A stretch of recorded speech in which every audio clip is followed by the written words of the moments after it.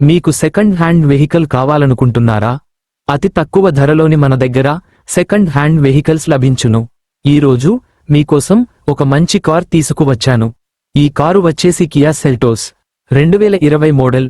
50,000 మాత్రమే తిరిగింది. ఇది పెట్రోల్ వెహికల్. 1353 సీసీతో నడుస్తుంది. 16 నుంచి 17 మైలేజ్ ఇవ్వడం జరుగుతుంది. ఇది ఫస్ట్ ఓనర్ కార్. ఇది న్యూ కార్ చూసుకున్నట్లయితే 22 లక్షలు ఉంది.